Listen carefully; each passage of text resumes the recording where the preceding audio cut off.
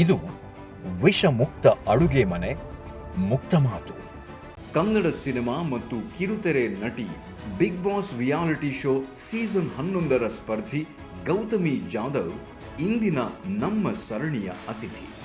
ಅವರು ವಿಷಮುಕ್ತ ಅಡುಗೆ ಮನೆ ಇವತ್ತಿಗೆ ಅನಿವಾರ್ಯ ಮತ್ತು ಅವಶ್ಯ ಅನ್ನೋದರ ಬಗ್ಗೆ ತಮ್ಮ ಮಾತುಗಳಲ್ಲಿ ಏನು ಹೇಳಿದ್ದಾರೆ ಕೇಳಿಬರೋಣ. ವಿಷಮುಕ್ತ ಅಡುಗೆ ಅಂದರೆ ಅದು ಕೇಳೋದಕ್ಕೆ ಎಷ್ಟು ಚೆನ್ನಾಗಿದೆ. ಕೇಳೋದ್ರ ಜೊತೆಗೆ ನಾವು ಪ್ರಾಕ್ಟೀಸ್ ಮಾಡಿದ್ರೆ ಇಲ್ಲಿಯ ನೆಕ್ಸ್ಟ್ ರೆಗ್ಯುಲರ್ ಕಸ್ಟಮರ್ ನಾನು ಆಗಿರ್ತೀನಿ. ಇಲ್ಲಿಗೆ ಬಂದ ತಕ್ಷಣ ಅದೊಂದು ಎಸ್ ಐ ಗಾಟ್ ದಿಸ್ ಅನ್ನೋ ಒಂದು ಖುಷಿ ಇತ್ತು. ಪ್ರಿಸರ್ವೇಟಿವ್ಸ್ ಇರೋವಂಥ ಫುಡ್ನ ಕಟ್ ಆಫ್ ಮಾಡಿ ಅವಾಯ್ಡ್ ಮಾಡಿ ನೀವು ಹೆಲ್ದಿ ದಾರಿಲಿ ನಡೆದಷ್ಟು ನಿಮಗೊಳ್ಳೆಯದು, ನಿಮ್ಮ ಸುತ್ತಮುತ್ತ ಇರೋರ್ಗೆ ಒಳ್ಳೆಯದು. ಇಲ್ಲಿ ಒಂದು ಕಾನ್ಸೆಪ್ಟಾಗಿ ಕಾಣಿಸ್ತಿದೆ ಅಷ್ಟೇ, ಗ್ರಾಮರಾಜ್ಯ ಅನ್ನೋದು ಒಂದು ಹೆಸರಾಗಿ ಕಾಣಿಸ್ತಾ ಇದೆ. ಆದರೆ ಇದ್ರ ಹಿಂದೆ ಸಾವಿರಾರು ರೈತರ ಶ್ರಮ ಇದೆ. ಇವತ್ತು ನೀವು 10 ರೂಪಾಯಿ ಖರ್ಚು ಮಾಡದಿದ್ದರೆ ನಾಳೆ ಡಾಕ್ಟರಿಗೆ ಹೋಗಿ 100,000 ರೂಪಾಯಿ ಕೊಡೋದಕ್ಕಿಂತ ಇವತ್ತು 10 ರೂಪಾಯಿ ಎಕ್ಸ್ಟ್ರಾ ಖರ್ಚು ಮಾಡಿ. 10 ರೂಪಾಯಿ ಅಷ್ಟೇ ಎಕ್ಸ್ಟ್ರಾ. ಎವ್ರಿ ಸಿಟಿಸನ್ ಯಾರು ಬೈ ಮಾಡ್ತಾರಲ್ಲ ಪಕ್ಕದ ಮನೆಯವ್ರು ಹೇಳಿ ಸಾಕು, ಇದು ಪ್ಯೂರ್ ಇದೆ ಅಂತ ಹೇಳಿ ಮನೇಲಿ ಹೇಳ್ತಾ ಇರ್ತೀನಿ. ಈ ಥರ ಪ್ರಾಡಕ್ಟ್ನ ಬೈ ಮಾಡಿದಾಗ ಈ ಸಂಸ್ಥೆ ಹಿಂದೆ ಬಹಳಷ್ಟು ರೈತರು ಮನೆಗಳು ಬೆಳೆಯುತ್ತೆ.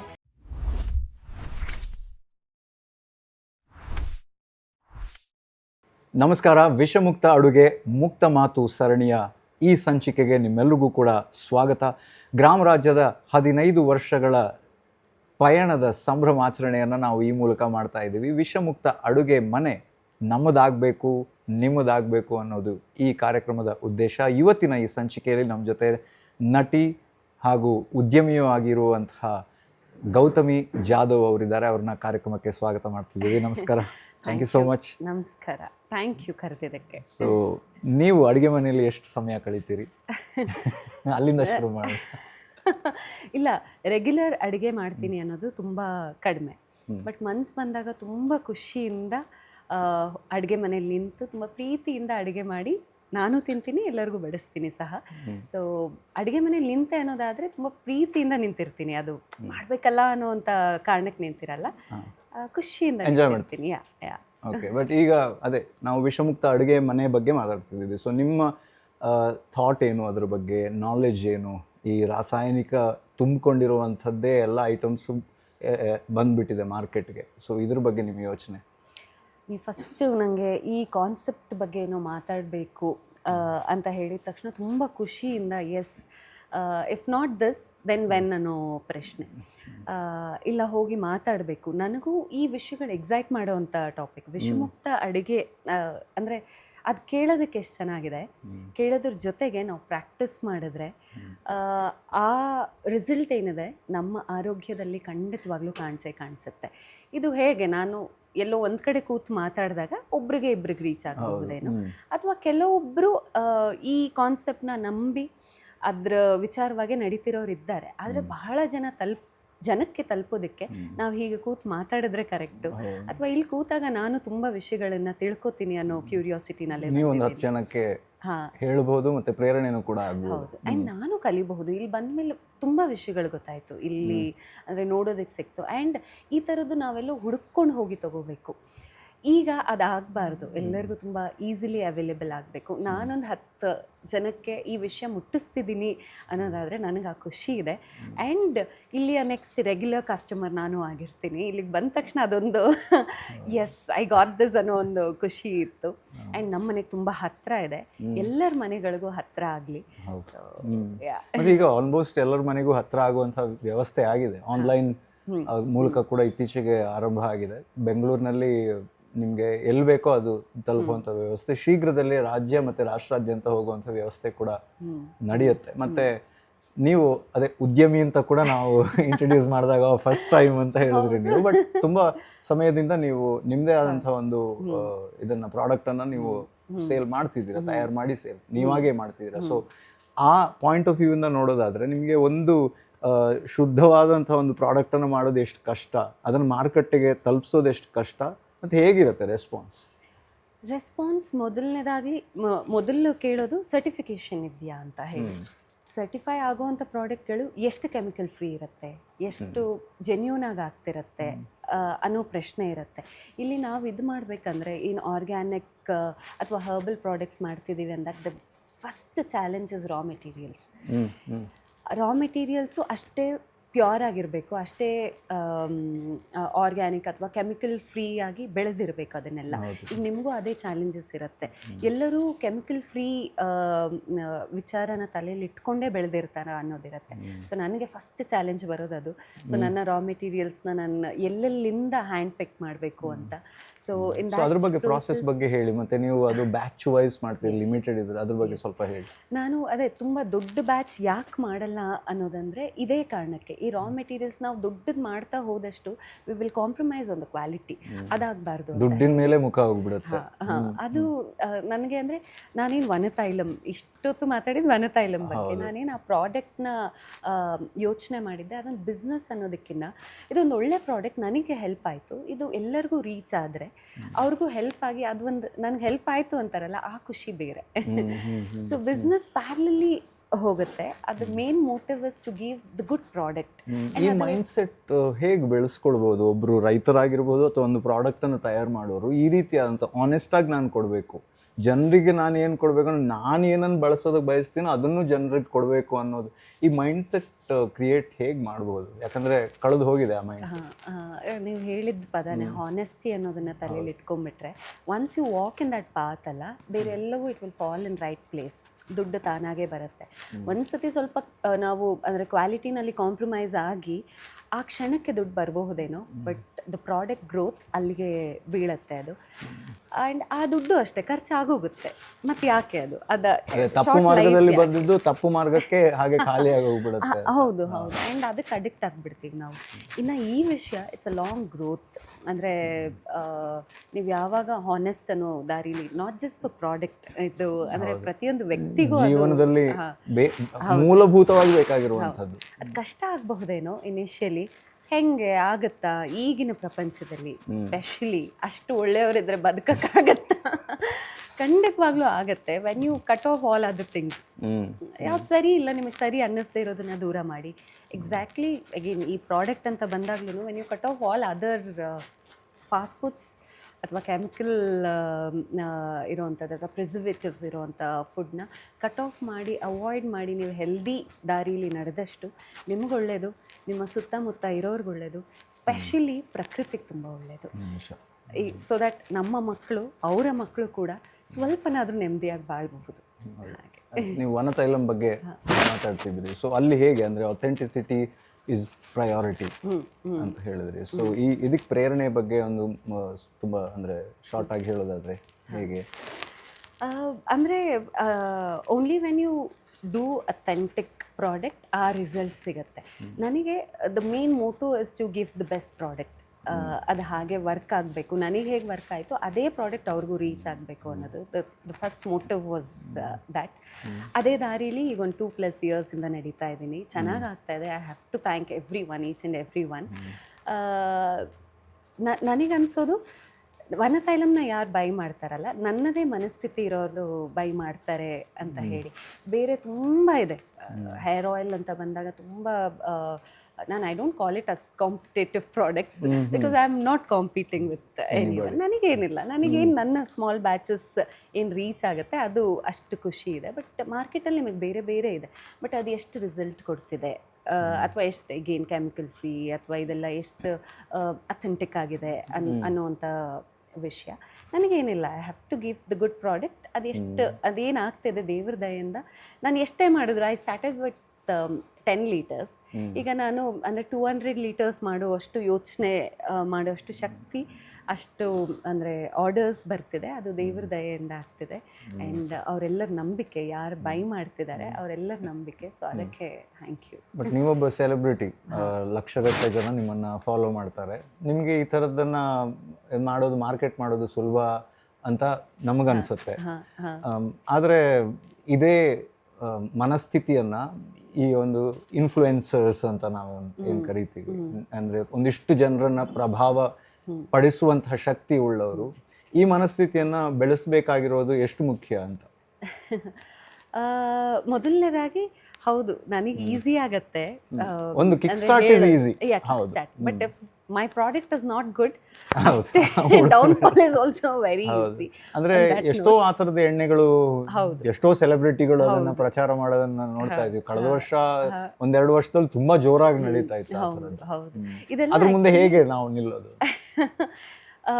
ಯಾರು ನಿಲ್ಲೋದು? ನಾವು ಅಂದ್ರೆ ಅಥೆಂಟಿಕ್ ಆಗಿ ಒಂದು ಬೇರೆ ಆನೆಸ್ಟ್ ಪ್ರಾಡಕ್ಟ್. ಬೇರೆ ಪ್ರಾಡಕ್ಟ್ಸ್ಗಳ ಮುಂದೆ ಹೇಗೆ ನಿಲ್ಲೋದು? Consistency, what I feel. ಅಂದರೆ ಬಂದ ತಕ್ಷಣ ಗ್ರೋತ್ ಇಲ್ಲ ಯಾವುದೇ ಪ್ರಾಡಕ್ಟ್ ಆದರೂ. ಈವನ್ ನಾವು if we take Gramaraja 15 years and ಇವತ್ತಿಗೂ ಜನರಿಗೆ ರೀಚ್ ಆಗೋದಕ್ಕೆ ನಾವು ಮಾತಾಡ್ತಾ ಇದ್ದೀವಿ. ಈ ಕನ್ಸಿಸ್ಟೆನ್ಸಿ ಬೇಕು.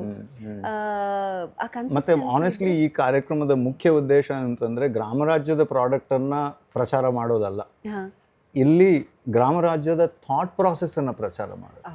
ಆ ಮನಸ್ಥಿತಿಯನ್ನ ಜನರಲ್ಲಿ ಬಿತ್ತಬೇಕು, ಜನ ಈ ರೀತಿಯ ವಸ್ತುಗಳ ಅತ್ತ ಮುಖ ಮಾಡಬೇಕು ಅನ್ನೋದು ಮೊದಲ ಉದ್ದೇಶ. ಗ್ರಾಮರಾಜ್ಯದ ಪ್ರಾಡಕ್ಟ್ ಅನ್ನ ಹೆಚ್ಚು ಹೆಚ್ಚು ತಗೊಂಡ್ರೆ ಸಂಸ್ಥೆ ಬೆಳೆಯುತ್ತೆ, ಈ ರೀತಿಯ ವ್ಯವಸ್ಥೆಗೆ ಇನ್ನಷ್ಟು ಜನ ಒಗ್ಕೊಳ್ತಾರೆ, ಗ್ರಾಹಕರಾಗ್ಲಿ ಇದನ್ನ ಬೆಳೆಯೋರಾಗ್ಲಿ. ಆ ಥರದ ಬೆಳೆಯೋದು ಕೂಡ ಜಾಸ್ತಿ ಆಗುತ್ತೆ ಅನ್ನೋದು ಒಂದು ಉದ್ದೇಶ. ಆದ್ರೆ ಗ್ರಾಮರಾಜ್ಯ ಮಾತ್ರ ಬೆಳಿಬೇಕು ಅಂತಲ್ಲ, ಇದು ರಾಮರಾಜ್ಯ ಆಗಬೇಕು ಅಂತಂದ್ರೆ ಎಲ್ಲರೂ ಕೂಡ ಇದಕ್ಕೆ ಬದಲಾಗಬೇಕು ಅನ್ನೋವಂಥದ್ದು ಉದ್ದೇಶ. ನನಗನ್ಸೋದು, ನಾನು ಈಗ ಕೂತು ಮಾತಾಡಿದಾಗ ಗ್ರಾಮರಾಜ್ಯ ಸಂಸ್ಥೆ ಬೆಳೆಯುತ್ತೆ, ಹೌದು. ಆದರೆ ಗ್ರಾಮರಾಜ್ಯದ ಹಿಂದೆ ಇರೋವಂಥ ಬಹಳಷ್ಟು ರೈತರು, ಅದು ಕೇಳಿದಾಗ ತುಂಬ ಖುಷಿ ಆಯಿತು. ಇಲ್ಲಿ ಯಾರು ಮಿಡಲ್ ಮ್ಯಾನ್ ಇರ್ದಿರ ಡೈರೆಕ್ಟಾಗಿ ನಿಮಗೆ ಪ್ರಾಡಕ್ಟ್ ಬಂದು ಗ್ರಾಮದಿಂದ ರಾಜ್ಯಕ್ಕೆ ತರೋವಂಥ ಉದ್ದೇಶ ಇದೆಯಲ್ಲ, ಇಲ್ಲಿ ಒಂದು ಕಾನ್ಸೆಪ್ಟಾಗಿ ಕಾಣಿಸ್ತಿದೆ ಅಷ್ಟೇ. ಗ್ರಾಮರಾಜ್ಯ ಅನ್ನೋದು ಒಂದು ಹೆಸರಾಗಿ ಕಾಣಿಸ್ತಾ ಇದ್ರೆ, ಆದರೆ ಇದ್ರ ಹಿಂದೆ ಸಾವಿರಾರು ರೈತರ ಶ್ರಮ ಇದೆ. ಅವರೆಲ್ಲರಿಗೂ ನಾವು ಯಾರೋ ಅಂದರೆ ಇವಾಗ ನಾನು ಯಾರಿಗೂ ಒಬ್ಬ ರೈತನಿಗೆ ಹೋಗಿ ನಾನು ಹೆಲ್ಪ್ ಮಾಡ್ತೀನಿ ಅಂದರೆ ಅದು ಆ ಕಾನ್ಸೆಪ್ಟ್ ವರ್ಕ್ ಆಗೋವಂಥದ್ದಲ್ಲ. ವೆನ್ ಯು ಬೈ ಈ ಥರ ಪ್ರಾಡಕ್ಟ್ನ ಬೈ ಮಾಡಿದಾಗ ಈ ಸಂಸ್ಥೆ ಹಿಂದೆ ಬಹಳಷ್ಟು ರೈತರು ಮನೆಗಳು ಬೆಳೆಯುತ್ತೆ. ಅವರೆಲ್ಲರಿಂದ ನಾವು ಹೊಟ್ಟೆ ತುಂಬಿಸ್ಕೊಳ್ತಿರ್ತೀವಿ. ಇದೊಂದು ಸಣ್ಣ ಥಾಟಿಂದ ಅಂದರೆ ನಮಗೂ ಒಳ್ಳೇದು. Again it's a win and win situation for both, ಗ್ರಾಹಕರಿಗೂ ಬೆಳೆಯೋರ್ಗು. ಸೊ ಈ ಥಾಟ್ನ ಇಫ್ ನಾಟ್ ನಾವು ಇದಾದ್ಮೇಲೆ ಅಂದರೆ ತುಂಬ ಲೇಟ್ ಆಗುತ್ತೆ, ಡೆಫಿನೆಟ್ಲಿ ಲೇಟ್ ಆಗುತ್ತೆ. And we all have to be very conscious about health ಅಂತ ಅನಿಸುತ್ತೆ. ಪ್ರೊಫೆಷನ್, ಎಜುಕೇಷನ್ ಅಥವಾ ಅಸೆಟ್ಸ್ ಇದೆಲ್ಲವೂ ಗ್ರ್ಯಾಜುವಲಿ ಆಗೇ ಆಗುತ್ತೆ. ಆರೋಗ್ಯ ಒಂದಿಲ್ಲ ಅನ್ನೋದಾದರೆ ಅದೆಲ್ಲ ಇದ್ದು ವೇಸ್ಟ್ ಆಗುತ್ತೆ. ಒಂದು ಅಂದರೆ ನಾನು ಇಲ್ಲಿ ಬಂದ ತಕ್ಷಣ ಕೇಳಿದೆ, ಪ್ರೈಸಿಂಗ್ ತುಂಬ ಜಾಸ್ತಿ ಇರುತ್ತಾ? ಈಗ ನನ್ನಲ್ಲೂ ಇದ್ದಂಥ ಒಂದು ಥಾಟ್, ಕೆಮಿಕಲ್ ಫ್ರೀ ಅಥವಾ ಆರ್ಗ್ಯಾನಿಕ್ ಪ್ರಾಡಕ್ಟ್ಸಲ್ಲಿ ಪ್ರೈಸಿಂಗ್ ಜಾಸ್ತಿ ಇರುತ್ತೆ, ಅಷ್ಟು ಕೊಟ್ಟು ಯಾರು ತಗೊಳ್ತಾರೆ? ಅದೇ ಮೇನ್ ಚಾಲೆಂಜು, ಮೇನ್ ಪ್ರಶ್ನೆ ಎಲ್ಲರದು ಕೂಡ. ಹೌದು. ಈಗ ಇದ್ರ ವಿಚಾರವಾಗಿ ಮಾತಾಡ್ತಾ ನನ್ನ ತಲೆಯಲ್ಲೂ ಅದೇ ಇದ್ದಿದ್ದು. ಆದರೆ ದ ಅಪೋಸಿಟ್ ಪರ್ಸನ್ ನನಗೆ ಹೇಳಿದಂಥದ್ದು, ಇವತ್ತು ನೀವು 10 ರೂಪಾಯಿ ಖರ್ಚು ಮಾಡದಿದ್ರೆ ನಾಳೆ ಡಾಕ್ಟರಿಗೆ ಹೋಗಿ 100,000 ರೂಪಾಯಿ ಕೊಡೋದಕ್ಕಿಂತ ಇವತ್ತು 10 ರೂಪಾಯಿ ಎಕ್ಸ್ಟ್ರಾ ಖರ್ಚು ಮಾಡಿ. 10 ರೂಪಾಯಿ ಅಷ್ಟೇ ಎಕ್ಸ್ಟ್ರಾ. ನಾನು ಆ್ಯಕ್ಚುಲಿ ಅವ್ರು ಹೇಳಿದ ಪ್ರಕಾರ ಎಲ್ಲವೂ ತುಂಬ ಬ್ಯಾಲೆನ್ಸ್ ಪ್ರೈಸಿಂಗ್ ಬಡ್ಡಿ ಸಮೇತ ಹೌದು. ಅದಕ್ಕಿಂತ ಇದು ಬೆಸ್ಟ್ ಅಂತ ಅನಿಸುತ್ತೆ. Food is a root for everything. ಒಳ್ಳೆ ಊಟ ತಿಂದ್ರಿ ಅನ್ನೋದಾದರೆ ಆರೋಗ್ಯ ಚೆನ್ನಾಗಿರುತ್ತೆ, ನಿಮ್ಮ ಮನಸ್ಥಿತಿ ಚೆನ್ನಾಗಿರುತ್ತೆ. ಆಗ ಡೆಫಿನೆಟ್ಲಿ ನೀವು ಬೇರೆ ಎಲ್ಲ ಏನು ಆಸೆ ಪಡ್ತೀರೋ ಅದೆಲ್ಲವೂ will fall in your place. So eat healthy food, chemical ಕಡಿಮೆ ಇರೋವಂಥದ್ದು. ಹೌದು, ಅವ್ರು ಹೇಳ್ತಿದ್ದಾರೆ ಗ್ರಾಮರಾಜ್ಯ ಅಲ್ಲ ಅನ್ನೋದು. ಈಗ ಸದ್ಯಕ್ಕೆ ನಾನಿಲ್ಲಿ ಕೂತಿರೋದ್ರಿಂದ ಗ್ರಾಮರಾಜ್ಯದಲ್ಲಿ ನಿಮಗೆಲ್ಲ ಪ್ರಾಡಕ್ಟ್ಸ್ ಸಿಗತ್ತೆ, ಈಸಿ. ಈ ಕಾನ್ಸೆಪ್ಟ್ನ ಬೆಳೆಸಿ ಇನ್ನೊಂದಷ್ಟು ಜನಕ್ಕೆ ವಿಷಯ ತಲುಪಿಸಿ ಅಂತ ಹೇಳೋದಕ್ಕೆ ಇಷ್ಟಪಡ್ತೀನಿ. ಮತ್ತು ನಾನು ಆಗ ಕೇಳಿದ ಪ್ರಶ್ನೆನೇ ಈಗ ಇನ್ನೊಂದು ರೀತಿಯಲ್ಲಿ ಕೇಳೋದಕ್ಕೆ ಇಷ್ಟಪಡ್ತೀನಿ. ಒಬ್ಬ ಸೆಲೆಬ್ರಿಟಿ ಆಗಿ ಅಥವಾ ಇನ್ಫ್ಲೂಯೆನ್ಸರ್ ಆಗಿ ಇದ್ದಾಗ ಎಷ್ಟು ಜವಾಬ್ದಾರಿ ಇರುತ್ತೆ, ಅವರು ಎಷ್ಟು ಯಾವುದೇ ಪ್ರಾಡಕ್ಟನ್ನು, ಇದನ್ನು ಅವಾಗವಾಗ ಚರ್ಚೆಗೆ ಬರೋ ವಿಷಯ. ಸೊ ಯಾವುದೇ ಒಂದು ಪ್ರಾಡಕ್ಟನ್ನು ಪ್ರಚಾರ ಮಾಡಬೇಕಿದ್ರೆ ಅವ್ರದ್ದು ಎಷ್ಟು ಜವಾಬ್ದಾರಿ ಇರುತ್ತೆ, ಆದರೆ ಎಷ್ಟು ಜವಾಬ್ದಾರಿಯನ್ನು ವಹಿಸ್ಕೊಳ್ತಾ ಇದ್ದಾರೆ ಅಂತ ನಿಮ್ಮ ಪರ್ಸ್ಪೆಕ್ಟಿವಲ್ಲಿ ಏನು ಹೇಳೋದು? ನಾನು ಸ್ವಲ್ಪ ಆ ಥರದ ವಿಚಾರದಲ್ಲಿ ಸ್ವಲ್ಪ ಅಂದರೆ ನಾನು ಯಾವ ಪ್ರಾಡಕ್ಟ್ನ ಪ್ರಮೋಟ್ ಮಾಡ್ತಾ ಇದ್ದೀನಿ ಅನ್ನೋದ್ರ ಬಗ್ಗೆ ಗಮನ ಇಡ್ತೇನೆ. ಇಫ್ ನಾಟ್ 100%, ಯಾವುದೋ 1-2 ಅದೊಂದು ಕೆಲಸ ಅಂತ ಮಾಡಿದ್ದಿದೆ. ಆದರೆ 98-99% ಒಂದಷ್ಟು ಪ್ರಾಡಕ್ಟ್ನ ಡೈರೆಕ್ಟಾಗಿ ನೋ ಅಂತ ಹೇಳ್ತೀನಿ. ಅದು ನನ್ನ ಸೋಷಿಯಲ್ ಮೀಡಿಯಾ ಪ್ರಮೋಷನ್ಗಳಲ್ಲಿ ಗೇಮಿಂಗ್ ಇರಬಹುದು ಅಥವಾ ನನಗೆ ಈ ಅದು ಕೂಡ ಅಷ್ಟೇ ವಿಷ ಮುಕ್ತ ಆಗಬೇಕು, ಮನಸ್ಸು ವಿಷ ಮುಕ್ತ ಆಗೋದಕ್ಕೆ. ಎಕ್ಸಾಕ್ಟ್ಲಿ ನಮ್ಮ ಕೆಲಸ ಹೌದು. ಅದಕ್ಕೆ ಅಟ್ಲೀಸ್ಟ್ 1-2% ಓಕೆ. ಅಂದರೆ ಏನಾಗುತ್ತೆ, ಕೆಲವರಿಗೆ ಟು ಮೀಟ್ ದೇರ್ ಎಕ್ಸ್ಪೆನ್ಸಸ್ ಕೆಲವೊಂದು ಕೆಲಸ ಮಾಡಬೇಕಾಗತ್ತೆ. ಅದು ಕೆಲವು ಬ್ರ್ಯಾಂಡ್ ಹೊಟ್ಟೆಪಾಡು ಹೌದು. ಬಟ್ ಅದನ್ನು 1-2% ಇಟ್ಕೊಂಡು 95% ಅಟ್ಲೀಸ್ಟ್ ಒಳ್ಳೆ ಪ್ರಾಡಕ್ಟ್ಗಳನ್ನು ಪ್ರಮೋಟ್ ಮಾಡುವಂಥ ಉದ್ದೇಶ ಇದ್ದಾಗ ಇಂಥ ಪ್ರಾಡಕ್ಟ್ಗಳು ತುಂಬ ಈಸಿಲಿ ಮಾರ್ಕೆಟ್ನಲ್ಲಿ ಯಾವುದೇ ಸಪೋರ್ಟ್, ನಾವೆಲ್ಲ ಕೂತು ಮಾತಾಡಬೇಕು ಅಂತಲೇ ಇಲ್ಲ, ಅದು ಆರಾಮಾಗೆ ಬೆಳೆಯುತ್ತೆ. ಆ್ಯಂಡ್ ಇದು ಬರೀ ನಮ್ಮ ಜವಾಬ್ದಾರಿ ಅಲ್ಲ, ಎವ್ರಿ ಸಿಟಿಸನ್ ಯಾರು ಬೈ ಮಾಡ್ತಾರಲ್ಲ ಪಕ್ಕದ ಮನೆಯವ್ರು ಹೇಳಿ ಸಾಕು, ನಿಮ್ಮ ರಿಲೇಟಿವ್ಸ್ ಕೇಳಿ ಸಾಕು. So that is more important ಅನ್ಸುತ್ತೆ. It is your responsibility again, if not ಬರೀ ಮನುಷ್ಯರು ಅನ್ನೋದು ಬಿಟ್ಟು ಟು ದ ನೇಚರ್ ಆಲ್ಸೋ. ಇದನ್ನೆಲ್ಲ ಮಾಡೋದ್ರಿಂದ ನಾವೇನೋ ಒಂದು ಸಣ್ಣದಾಗಿ ಇನ್ ರಿಟರ್ನ್ ನೇಚರಿಗೆ ಮಾಡೋಗ್ತೀವಿ ಅಂದರೆ ಇದೆಲ್ಲ ಚಿಕ್ಕ ಚಿಕ್ಕ ವಿಷಯ. ಗ್ರಾಮರಾಜ್ಯದ ಬಗ್ಗೆ ಮೊದಲೇ ಕೇಳಿದ್ರಾ, ಮತ್ತು ಏನಾದರೂ ಪ್ರಾಡಕ್ಟ್ಸನ್ನು ನೋಡಿದ್ದೀರಾ ಅಥವಾ ಬಳಸಿದ್ದೀರಾ, ಅಥವಾ ಇಲ್ಲಿ ಬಂದ ಮೇಲೆ ಯಾವ ಪ್ರಾಡಕ್ಟ್ ನಿಮಗೆ ಇಷ್ಟ ಆಯಿತು? ಅನ್ಫಾರ್ಚುನೇಟ್ಲಿ ಕೇಳಿರಲಿಲ್ಲ, ಅದೇ ಬೇಜಾರಾಗುವಂಥ ವಿಷಯ. ಇಂಥದ್ದೆಲ್ಲ ಮಾತಲ್ಲಿ ಓಡಾಡಬೇಕಾಗಿರೋದು. ನಾನು ಹಿಂದೆ ನಿಮ್ಮ ಇಂಟರ್ವ್ಯೂ ಬಂದಾಗ ನೀವು ಕೆಲವೊಂದು ಪ್ರಾಡಕ್ಟ್ಸ್ ಕೊಟ್ಟಿದ್ರಿ, ಅದು ನಾನು ಮತ್ತು ನಮ್ಮ ಮನೆಯವರು ಎಲ್ಲರೂ ಬಳಸಿ ನಿಜವಾಗ್ಲೂ ಇಷ್ಟಪಟ್ವಿ. ಈಗ ಅದನ್ನೇ ಇಲ್ಲ, ನಾನು ಬಿಹೈಂಡ್ ದೀಸ್ ಥಿಂಗ್ಸ್.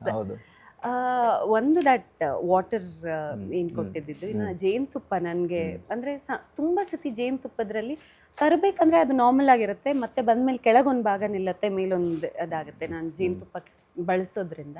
ಸೊ ಅದೊಂದು ಸ್ವಲ್ಪ ಖುಷಿ ಆಯಿತು ಅದು ನೋಡಿದಾಗೆಲ್ಲ. ನಾನು ನೋಡಿ ಇದ್ರ ಕೆಳಗೆ ನಿಲ್ತಿಲ್ಲ, ಇದು ಪ್ಯೂರ್ ಇದೆ ಅಂತ ಹೇಳಿ ಮನೇಲಿ ಹೇಳ್ತಾ ಇರ್ತೀನಿ. ಎಲ್ಲ ಹಂಗೆ ನೋಡಿದ್ರೆ ಎಲ್ಲವೂ ಅಷ್ಟೇ ಇಂಟ್ರೆಸ್ಟ್ ಕೊಟ್ಟು ಮಾಡಿರೋದ್ರಿಂದ ಎಲ್ಲ ಪ್ರಾಡಕ್ಟು ತುಂಬ ಚೆನ್ನಾಗಿದೆ. ಇನ್ನು ಮುಂದೆ I will be really regular to be a customer here. ನಾನು ಅದನ್ನೇ ಹೇಳ್ತಿದ್ದೆ, ಅದೊಂದು ಲಿಸ್ಟ್ ತೊಗೊಂಡಿದ್ದೀನಿ. ಈಗ ಅಮ್ಮನಿಗೆ ಕೊಟ್ಟು ಏನೇನು ಬೇಕು ಬೇಗ ಹೇಳಿ ಫಸ್ಟ್ ಬಂದು ಬಳಸಿ. ಜಸ್ಟ್ ವೆಬ್ಸೈಟ್ ಅಂದರೆ ಆನ್ಲೈನಲ್ಲಿ ಇದು ಮಾಡಿರೋ ಆರ್ಡರ್ ಮಾಡಿದ್ರೆ ನಿಮ್ಮ ಮನೆ ಬಾಗಿಲಿಗೆ ಬಂದುಬಿಡುತ್ತೆ. That is much easier. ಅದು ನಂದು ಈಗ ಅಮ್ಮನಿಗೆ ಕೊಡ್ಬೇಕಂತನೂ ಇಲ್ಲ, ನಾನು ಹೀಗೆ ಮಾಡಿದ್ರಾಯ್ತು. ಬಟ್ ಅಡುಗೆ ಮನೆ ಅಮ್ಮನ ಜವಾಬ್ದಾರಿ ಆಗಿರೋದ್ರಿಂದ ಸ್ವಲ್ಪ ಅವರು ಬೇರೆ ಎಲ್ಲ ಅಡುಗೆ ಮನೆಗೆ ಏನು ಬೇಕು, ಮನೆಗೆ ಏನು ಬೇಕು ಅನ್ನೋದನ್ನ ನಾನು ಬೇರೆ ಎಲ್ಲ ಪಿಕ್ ಮಾಡ್ಬೋದು. ಮನೆಯ ಹೆಚ್ಚಿನೆಲ್ಲ ನಿತ್ಯ ಅಗತ್ಯದ ವಸ್ತುಗಳನ್ನು ಎಲ್ಲನೂ ಕೂಡ ಕೊಡ್ತಾ ಇದೆ ಗ್ರಾಮರಾಜ್ಯ. ಇನ್ನಷ್ಟು ಪ್ರಾಡಕ್ಟ್ಸ್ ಹಂಗಂತ ಹೇಳ್ಕೊಂಡು ಸಿಕ್ಕ ಪ್ರಾಡಕ್ಟ್ಸನ್ನು ತಗೊಳ್ಳೋದಕ್ಕೂ ಕೂಡ ಸಾಧ್ಯ ಆಗಲ್ಲ. ಸ್ಪೆಷಲಿ ಕ್ಯೂರೇಟೆಡ್, ಅದನ್ನು ಪ್ರತಿಯೊಂದು ವಸ್ತುವನ್ನು ಪ್ರತಿಯೊಂದು ಉತ್ಪನ್ನವನ್ನು ಕೂಡ ಅಷ್ಟೇ ಆಸ್ಥೆಯಿಂದ ಹುಡುಕಿ ಅದನ್ನು ಆಯ್ಕೆ ಮಾಡಿ ಅದನ್ನು ಕೊಡುವಂಥ ಜವಾಬ್ದಾರಿ 15 ವರ್ಷದಿಂದ ಏನು ಮಾಡಿದ್ದೀವಿ, ಇನ್ನೂ ದೊಡ್ಡ ಮಟ್ಟಿಗೆ ಹೋಗಬೇಕಿದ್ರೂ ಕೂಡ ಆ ಜವಾಬ್ದಾರಿನ ಮರೆತು ಹೋಗೋದಕ್ಕೆ ಸಾಧ್ಯ ಇದೆ. ಹಾಗೆ ಸೊ ಮತ್ತೆ ನಿಮ್ಮಂಥವರ ಒಂದು ಸಪೋರ್ಟ್ ಇಲ್ಲಿಗೆ ಖಂಡಿತ ಬೇಕೇ ಬೇಕಾಗತ್ತೆ. ನಿಮ್ಮಿಂದ ಏನು ನಿರೀಕ್ಷೆ ಮಾಡ್ಬೋದು? ನನ್ನಿಂದ ನಾನು ಇಲ್ಲಿಂದ ಇಲ್ಲಿನೇ ತಗೊಳ್ಳೋವಂಥ ಯೋಚನೆ. ಆ್ಯಂಡ್ ನನಗೆ ಆದಷ್ಟು ನಾನು ಎಲ್ಲೆಲ್ಲಿ ಹೇಳ್ಬೋದು ಅದೆಲ್ಲವೂ ಖಂಡಿತವಾಗ್ಲೂ ಹೇಳ್ತೀನಿ. ಇಲ್ಲಿ ಇಲ್ಲ ಅನ್ನೋದು ನಂಗೆ ಕಾಣಿಸ್ಲಿಲ್ಲ. ಮನೆಗೆ ಬೇಸಿಕ್ ನೀಡ್ ಏನು ಬೇಕು ಎಲ್ಲವೂ ಇದೆ ಅಂತ ಅನ್ನಿಸ್ತು. ನಿರೀಕ್ಷೆ ಇವತ್ತಂತಲ್ಲ, ಇನ್ನು ಮುಂದೇನು ನನ್ನ ಅವಶ್ಯಕತೆ ಯಾವತ್ತಿದ್ರೂ ಖಂಡಿತವಾಗ್ಲೂ ಖುಷಿಯಾಗಿ ಬಂದು ಇದೇ ರೀತಿ ಗ್ರಾಮರಾಜ್ಯದ ಬಗ್ಗೆ ಮಾತಾಡ್ತೀನಿ. Thank you so much. ಕೊನೆಯದಾಗಿ ವೀಕ್ಷಕರಿಗೆ ನಿಮ್ಮದೇನಾದರೂ ಕರೆ ಇದ್ದರೆ ಒಂದೆರಡು ಮಾತುಗಳಲ್ಲಿ, ಈಗಾಗಲೇ ಹೇಳಿದ್ದೀರಿ ಬಟ್ ಅದನ್ನೇ ಒಂದೆರಡು ಮಾತು ಕ್ಯಾಮ್ರಾಗೆ ಹೇಳೋದಾದರೆ. ಗ್ರಾಮರಾಜ್ಯ ಅಂದರೆ ನನಗೆ ಇಲ್ಲಿಯ ಇದೊಂದು ಪುಟ್ಟ ರಾಜ್ಯ ಈಗ ನೋಡಿ ತುಂಬ ಖುಷಿ ಆಯಿತು. ಈ ಪುಟ್ಟ ರಾಜ್ಯ ನಮ್ಮ ಅಡುಗೆ ಮನೆಯಲ್ಲಿದ್ದರೆ ನಾವು, ನಮ್ಮ ದೇಹ, ನಮ್ಮ ಫ್ಯಾಮಿಲಿ ಎಲ್ಲರೂ ತುಂಬ ಆರೋಗ್ಯವಾಗಿ ಖುಷಿಯಾಗಿರ್ತೀವಿ ಅನ್ನೋವಂಥ ನಂಬಿಕೆ ಇದೆ. ಇಲ್ಲಿಂದ ನಾನು ಗ್ರಾಮರಾಜ್ಯದ ಗ್ರಾಹಕರಾಗಿ ಇರ್ತೀನಿ. ಇನ್ಮುಂದೆ ನೀವೆಲ್ಲರೂ ಇರಿ, ನಿಮ್ಮ ಆರೋಗ್ಯನ ಕಾಪಾಡ್ಕೊಳ್ಳಿ, ಅದು ತುಂಬ ಇಂಪಾರ್ಟೆಂಟ್ ಅಂತ ಅನಿಸುತ್ತೆ. ಗ್ರಾಮರಾಜ್ಯದ ಬಗ್ಗೆ ಈ ಇಂಟರ್ವ್ಯೂನಲ್ಲಿ ಇದ್ರ ಜೊತೆ ಇನ್ನೊಂದಷ್ಟು ಇಂಟರ್ವ್ಯೂಗಳಿದೆ, ಅಲ್ಲಿ ನಿಮಗೆಲ್ಲ ರೀತಿಯಾದಂಥ ಮಾಹಿತಿಗಳು ಸಿಗತ್ತೆ. ಸೊ ಫಾಲೋ ಮಾಡಿ, ತಿಳ್ಕೊಂಡು ಪರ್ಚೇಸ್ ಮಾಡಿ. Thank you so much. ತುಂಬ ಹೃದಯದ ಧನ್ಯವಾದಗಳನ್ನು ತಿಳಿಸ್ತಾ ಈ ಸಂಚಿಕೆಯನ್ನು ಇಲ್ಲೇ ಮುಗಿಸೋ ಹೊತ್ತು, ಮುಂದಿನ ಸಂಚಿಕೆಯಲ್ಲಿ ನಾವು ವಿಷಮುಕ್ತ ಅಡುಗೆ ಮುಕ್ತ ಮಾತನ್ನು ಮುಂದುವರಿಸ್ತೀವಿ. ನಮಸ್ತೆ. Thank you.